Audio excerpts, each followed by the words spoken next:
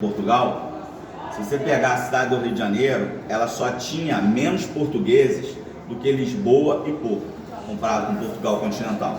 Lisboa, a capital, e o Porto, a segunda cidade mais importante, para vocês terem dimensão. Então, Rio de Janeiro era uma cidade negra e também portuguesa. Dessa imensa colônia portuguesa, uma parte dela ligada ao comércio, junto com brasileiros, vai resolver fundar um clube de remo. Por quê? O remo era o principal esporte da modernidade naquela época. E esse grupo que vai fundar o Vasco, ele queria criar um clube que representasse essa grandeza da colônia.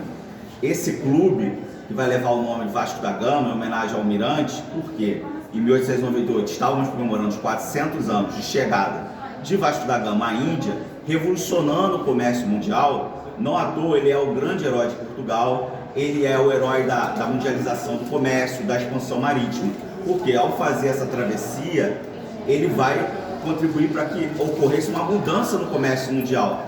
Em 1898 estávamos comemorando os 400 anos.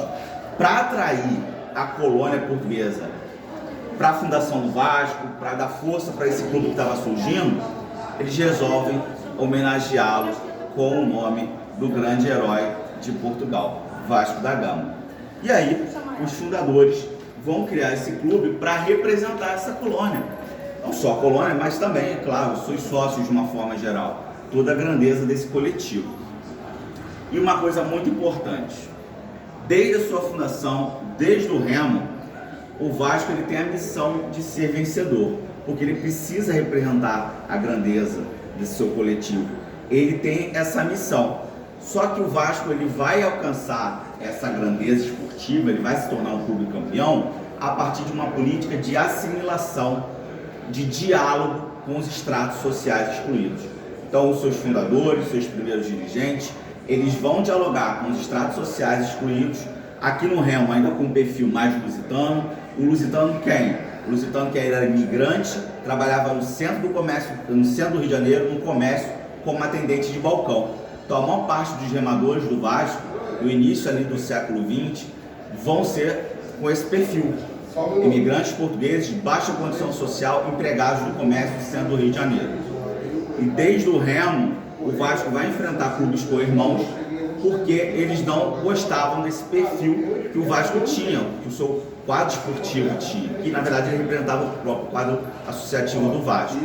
Então, o que pouca gente sabe é que toda essa briga que a gente conhece muito dos camisas negras, do futebol, o Vasco começa a travar no remo. É uma foto retratando aqui a praia, a antiga praia do Boqueirão, no Passeio, centro do Rio, e os remadores do Vasco estavam treinamento. Vocês veem que a camisa de treinamento é a camisa preta com a cruz de Malta, que na verdade é a nossa cunhada. Então, fala-se muito da questão do Lusitânia e tudo, mas na verdade o uniforme dos camisas negras ele era já em 16 ele começa a praticar oficialmente, a disputar partidas, e assim como ele fez no remo, qual é a principal política que ele adota para alcançar a grandeza esportiva? O diálogo com os estratos sociais excluídos. Ser vitorioso, alcançar a grandeza esportiva, para quê? Para atingir essa representatividade, claridade na sociedade. Era um objetivo da instituição, era cultural. O Vasco nasceu para isso, para a vitória, para ser vencedor, mas não vencedor de qualquer jeito. O Vasco adota essa política de diálogo com os estratos sociais excluídos, tanto no seu esporte fundador quanto no futebol. Por isso que eu gosto muito dessa foto. Ela representa bem o que é o Vasco, né? Aqui nós temos um menino negro, um menino branco, jogando bola, e inclusive aqui em São Januário foi tirada essa foto. Então, acho que o futebol vai crescendo até que em 1922 o Vasco conquista a Série B da primeira divisão, e em 1923 ele vai disputar a Série A da primeira divisão. Ele não só vai disputar, ele vai ser campeão, e campeão de uma forma avassaladora. Pela primeira vez na cidade do Rio de Janeiro, capital do Brasil, principal cidade do país, os fatos que aqui aconteciam repercutiam a nível nacional e internacional como em nenhum outro lugar do Brasil. Você tinha um campeão com jogadores negros e brancos de baixa condição social. O que nós conhecemos hoje como Campeonato Carioca, que naquela época tinha um prestígio totalmente diferente, Ele era tido por muitos como um verdadeiro campeão do Brasil, por exemplo, né? Do campeonato brasileiro, vamos dizer assim. De 1906 a 1922, você não tinha nas equipes principais dos campeões jogadores de baixa condição social. O Vasco, o que o Vasco vai fazer? O Vasco vai servir de espaço para que o negro e o branco de baixa condição social pudessem ser protagonistas do esporte, protagonistas da prática esportiva do futebol e não um coadjuvante. O Vasco não é o primeiro a ter negros, não é o segundo, não é o terceiro, não é o quarto, sabe-se lá qual é a posição. As camadas populares vão jogar o futebol institucionalizado para serem protagonistas do esporte e não coadjuvantes. Mais do que isso, quando foi desafiado, o Vasco sempre ficou ao lado dos seus atletas. Vamos voltar aqui. 1923, Vasco campeão. Vocês acham que os outros clubes aceitaram de boa isso? Os clubes que monopolizavam os títulos desde 1906? Obviamente que não. Ato contínuo na conquista histórica do Vasco, começou-se uma campanha de desestabilização da liga que organizava, a Liga Metropolitana. Os clubes grandes, Flamengo, Fluminense, Botafogo, América, com o Bangu, no início de 24, vão romper com a Liga Metropolitana e vão criar a AMIA, a Associação Metropolitana de Esportes Atléticos. E vão convidar o Vasco para participar, não como fundador. Além de não ser fundador, de não ter as mesmas condições, mesmo sendo campeão, o Vasco vai ser obrigado a escolher 12 jogadores para poder participar da entidade. 7 da equipe principal, 5 do segundo quadro. E o Vasco se nega.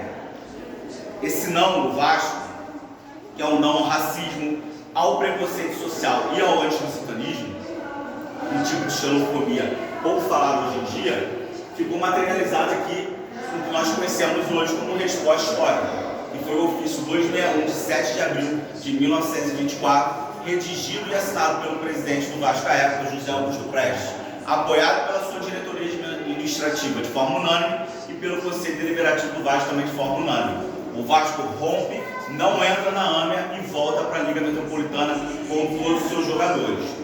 E aí vocês podem perguntar, onde a gente pode chegar ao antilusitanismo nisso também? Vamos lá. A resposta histórica do Vasco teve uma réplica. Ou seja, quem dirigia a AMIA respondeu a resposta histórica. Vou explicar mais um pouco aqui. Quem pediu a exclusão dos 12 jogadores do Vasco? Isso eu gosto sempre de frisar. A AMIA estava em formação, existia uma comissão organizadora.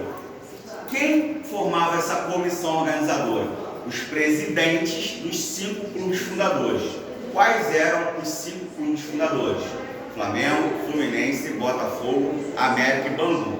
É essa comissão que vai pedir que o Vasco excluísse 2 jogadores, certo? Quando o Vasco diz o não, faz a resposta histórica e emite ofício, ela vai ter uma resposta, que foi escrita por Arnaldo Guinho, presidente da comissão organizadora, que depois seria presidente da própria AMIA, e também presidente do grupo Co-Irmão Fluminense. Ele diz aqui num dos trechos: finalmente, dissemos a Vossa Excelência, ao presidente do Vasco, que embora estivéssemos prontos a atender os reclames do vosso clube a este respeito, a não exclusão dos jogadores do Vasco, alimentávamos a esperança de que, para o futuro, ele, o Vasco, fizesse todos os esforços para constituir equipes genuinamente portuguesas, porquanto, a nosso ver, não havia em nosso meio outra colônia capaz de apresentar melhores elementos que a portuguesa para uma demonstração esportiva das verdadeiras qualidades desta nobre raça secular. O que nós temos aqui é uma visão da época, uma visão racialista de mundo. Né? Uma visão racialista de mundo, você entende que o mundo ele é formado por raças. Ato contínuo a uma visão racialista de mundo, você tem uma visão racista de mundo. Você acredita que as raças têm diferenças, uma superior à outra. E é pautado em questões como inteligência, força física, enfim. Qual era o objetivo dos nossos clubes co-irmãos naquela época?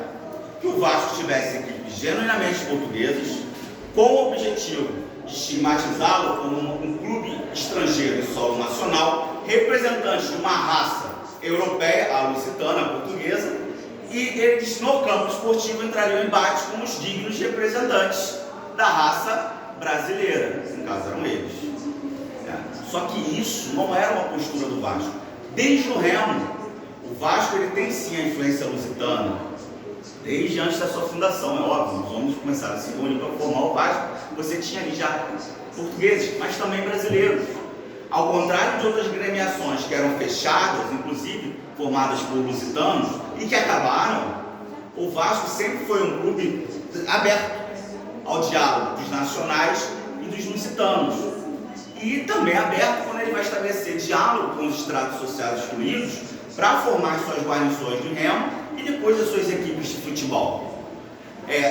O Vasco só vai começar a disputar a primeira divisão, na verdade a Série A da primeira divisão, a principal categoria, em 1923. O Campeonato Carioca era desde 1906. Qualquer outro clube poderia ser campeão com diálogo com os estratos sociais excluídos, dialogando com as camadas populares, botando jogadores negros e brancos de baixa condição social para jogar. Outros clubes fizeram? Sim, mas não conseguiram abalar o status quo. Para vocês terem uma ideia, de 1914 a 1922, a melhor colocação de um clube emergente, hoje a gente chama um clube pequeno, que tinha jogadores de estratos sociais excluídos, era o terceiro lugar.